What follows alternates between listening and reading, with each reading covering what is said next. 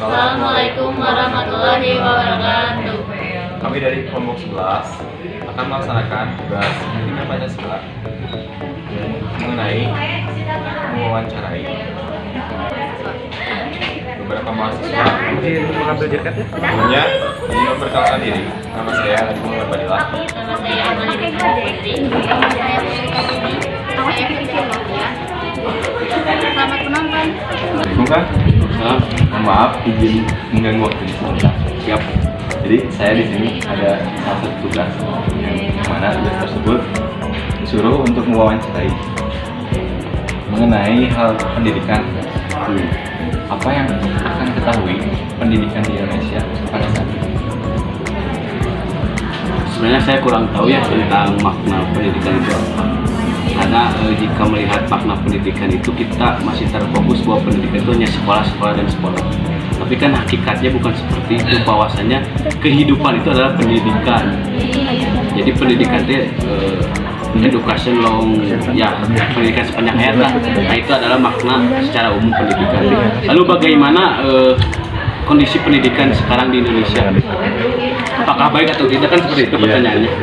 Nah sebenarnya jika melihat kepada kondisi pendidikan di Indonesia itu, kita tidak boleh melihat dari satu sudut pandang. Karena kan jika kita melihat kepada filosofi Ka'bah itu mempunyai 4 sisi. Kan tapi kita disuruh untuk mengelilingi tiap sisinya. Berarti kan secara tidak langsung bahwasanya hakikat tertinggi dari ilmu itu adalah lingkar pandang, bukan sudut pandang. Nah, kita masukkan kepada pendidikan, bagaimana kondisi pendidikan sekarang, apakah baik atau tidak. Nah jika kita melihat kepada kondisi pendidikan sekarang itu, kita bisa melihat apakah kurikulum tersebut sangat logis atau tidak. Karena jika kita melihat kurikulum yang ada di pendidikan formal dalam artian SD, SMP, dan SMA, itu kurikulumnya terkait dipaksakan gitu. Jadi kurikulum itu berangkat bukan dari peserta didik sendiri, bukan dari keluhan peserta didik sendiri, tapi sudah disiapkan oleh kementerian dan lain sebagainya. Kan tapi kita harus berpikir baik, karena mungkin setiap kebijakan itu pasti berakibat untuk menaikkan taraf kehidupan kesejahteraan. Nah sebenarnya jika melihat pendidikan sekarang itu sudah bisa dikatakan baiklah jika memang di Indonesia itu sendiri. Tapi jika memang dibandingkan dengan negara lain, ternyata sayangnya kita masih berada di taraf tidak baik. Jika kita melihat kepada pendidikan yang ada di Jepang, itu sudah lebih baik, itu malahan sudah bagus, bahkan harus jadi role model pendidikan di Indonesia. Nah sayangnya kita belum dapat tersebut. Kan tapi jika kita melihat bahwa pendidikan itu baik atau tidak, kita mengambil dari ranah literasi. Literasi kita itu dari zaman ke zaman alhamdulillah naik. Kan secara tidak langsung bahwa berarti pendidikan itu mempunyai manfaat yang sangat baik untuk literasi. Jadi bisa dikatakan bahwa pendidikan di Indonesia itu baik. Karena kita sebagai mahasiswa, maka kita akan mengambil contoh dalam perguruan tinggi. Mas Nadiem Makarim itu mengkonsep pendidikan itu pendidikan merdeka belajar. Pendidikan merdeka belajar itu mempunyai arti bahwasanya dosen itu bukan segalanya.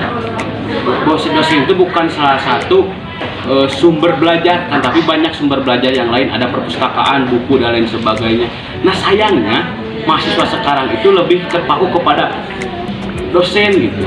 Kita bisa lihat bagaimana kita sekolah, kita bisa lihat bagaimana kita ke kampus, kita hanya mendengarkan dosen saja gitu, tanpa kita mengetahui, tanpa kita mencari sumber belajar yang lain gitu. Kita lihat jadi tolak ukurnya di KIP sendiri ada perpustakaan, tapi saya bertanya kepada mahasiswa yang lain, apakah pernah ke perpustakaan tersebut atau tidak? Jawabannya sangat miris, belum pernah. Balikan secara tidak langsung bahwa sumber belajar itu hanya dosen itu sendiri, sedangkan kita di kelas itu hanya terbatas. Nah seperti itu juga sebenarnya jika kembali kepada tersebut, kita sebagai mahasiswa lah yang memang harus cerdik dalam memilih bagaimana kita mengkonsep pembelajaran agar pendidikan itu naik. Nah maka saya berbicara bahwa pendidikan itu baik karena memang melihat dari konsep Mas Nadiem tadi, merdeka belajar. Nah seperti itu. Terima kasih Kang atas jawabannya. Bagus sih kan. Mohon maaf ya sebelumnya karena saya masih belajar ya dan akan terus belajar. Terima kasih Kang. Siap. Assalamualaikum warahmatullahi wabarakatuh. Perkenalkan, nama saya Putri Kartini dan di pinggir saya ada Akang. Nama saya Muhammad Rangga.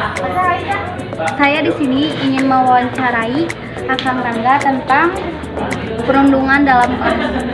Langsung ke pertanyaannya ya Kang. Yang ke satu, apa itu perundungan atau bullying?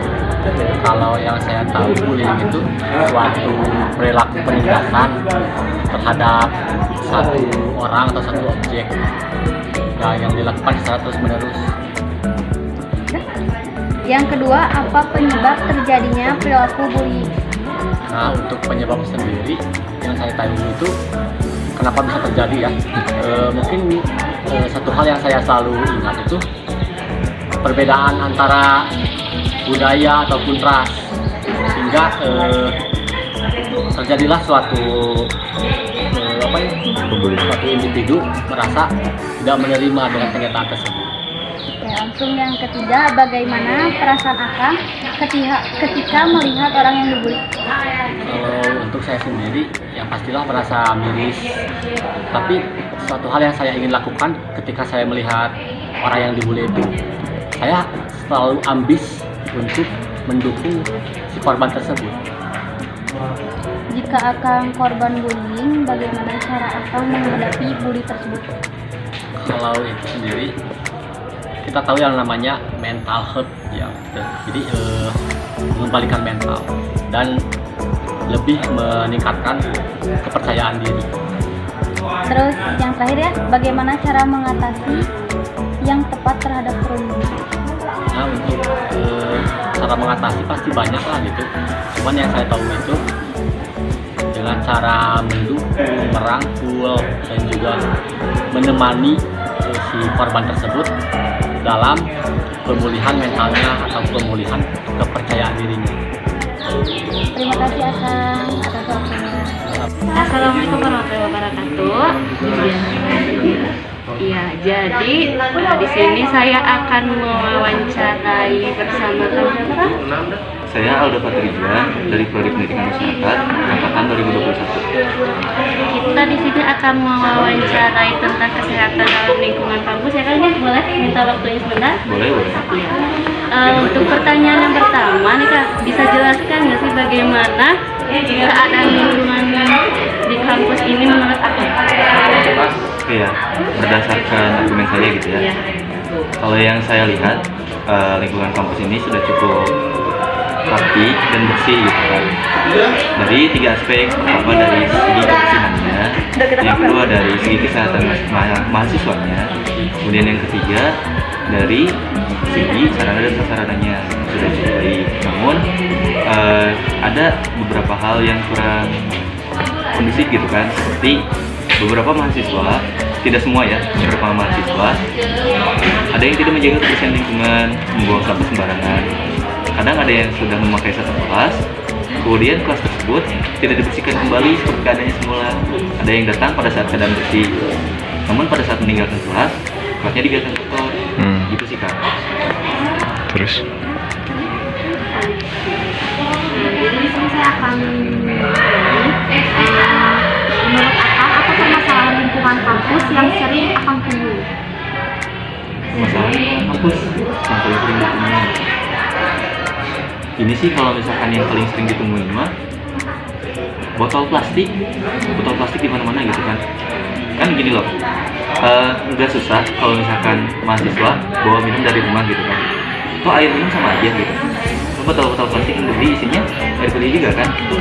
Berarti kalau misalkan kita bawa dari rumah, pakai susu beda sama kan. Nah, jadi artinya kalau misalkan kita bisa mengurangi sampah plastik, otomatis setiap kendala yang tadi disebutkan bisa kita pasti gitu. Ya, untuk selanjutnya, bagaimana sih cara kita menjelaskan ke yang bersangkutan nih, kayak yang buang sampah sembarangan seperti itu, gimana sih kan cara kita untuk memberitahu gitu. Meskipun kita sudah diberitahu terus-menerus tapi diulangi lagi tuh seperti apa? Nah, ini kalau misalkan memberitahu kepada mahasiswa adalah kesalahan. Kenapa disebut dengan permasalahan? Kesalahan bukan kesalahan. Nah, Karena gini loh, kalau misalkan Teteh sendiri, Teteh siapa tadi? Amalia. Teh Amalia dan Teh Firly pasti memiliki pemikiran berbeda. Misalkan Teh Amalia berpikir, buang sampah sembarangan tidak jadi masalah. Teh Firly misalkan berpikir, itu menjadi masalah karena cuma di lingkungan gitu. Nah, hal itu tidak bisa diperdebatkan. Artinya, kalau misalkan Teh Fitri mau memberitahu Teh Amal untuk menjaga lingkungannya, artinya harus memberikan contoh secara langsung. Seperti itu.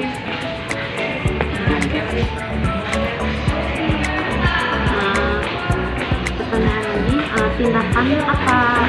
tindakan apa yang akan lakukan untuk warga kampus ini untuk menjaga lingkungan? Jadi sih, kalau yang paling sederhana, kalau misalkan beberapa program gitu kan, ada yang menyediakan program tong sampah sehat gitu kan. Jadi menyediakan berbagai macam tong sampah di mana-mana di setiap sudut lingkup kampus supaya tercipta keadaan yang bersih gitu. Tapi kita juga sebagai mahasiswa gitu kan harus memberikan contoh kepada mahasiswa yang lain cara menjaga lingkungan yang benar. Contoh paling sederhana, meninggalkan kelas dalam keadaan bersih. Terus yang keduanya tidak membuang sampah di sembarang tempat. Itu mungkin kalau misalkan dalam hal lingkungan. Pertanyaan terakhir, apakah akan sudah melakukan apa yang tadi akan sampaikan belum? Insya Allah sih. Jadi kalau misalkan di kelas saya sendiri itu tidak boleh meninggalkan ruangan sebelum kelasnya bersih. Apabila ada yang kedapatan membuang sampah sembarangan, nah itu bayar uang kas. Gitu. Iya. Siap. Ya, mungkin cukup ya untuk wawancara kali ini. Sekian dari kelompok kami. Mohon maaf apabila dalam video terdapat banyak kesalahan dan kekurangan.